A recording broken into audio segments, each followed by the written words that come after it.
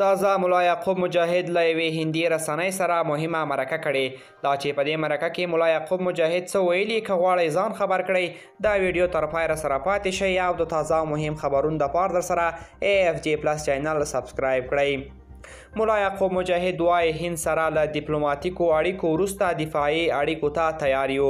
د طالبانو دفاع وزارت سرپرست یوې هندي رسنۍ سره په مرکه کې ویلي چې له هند سره د ښو ډیپلوماتیکو اړیکو غوښتونکي دي. د طالبانو دفاع وزارت سرپرست ملا محمد یعقوب مجاهد چهارشنبه د غبرګولي پر 11مه د هند له نیوز 18 سره مرکه کړې ده.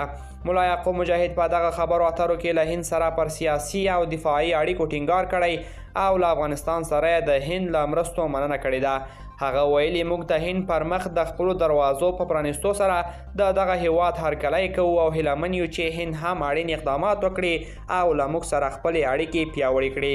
هغه ویلي چې له هند سره د اړیکو د پیاوړ کېدو په صورت کې به په هند کې د طالب ځواکونو د پوځي زده کړو زمینه هم برابره شي او په دې برخه کې هیڅ کومه ستونزه نشته.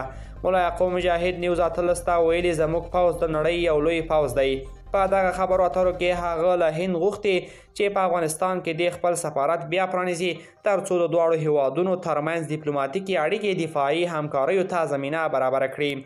هغه ویلي که څه هم له پاکستان سره ډیپلوماتیکي اړیکې لري خو په دفاعي برخه کې له دغه هیواد سره هیڅ پرمختګ نه دی شوی. ملا یعقوب مجاهد په دغه خبرو اترو کې له القاعدې سره د طالبانو هر ډول اړیکې رد کړي دي او ویلي دی چې له دغې شبکې سره هیڅ کومه نوې اړیکه نشته. هغه زیاته کړې موږ هڅه کوو او تیار یو چې له امریکا سره نوې اقتصادي سیاسي او نورې اړیکې ولرو. دا هیڅ کومه ستونزه نه لري. امریکا همداراز باید د افغانستان نوي دولت ته خنډونه رامنځته نه کړي. هغه همداراز ویلي چې داعش په افغانستان کې فزیکي شتون نه لري.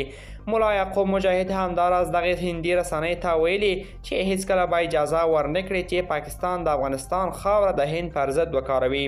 دغه خبرې اترې په داسې حال کې شوي دي چې له طالبانو سره د مرکې لپاره یوه هندي پلاوی کابل ته راغلی او ټاکل شوي چې له طالبانو سره د بېلابېلو موضوعګانو په اړه خبرې اترې وکړي.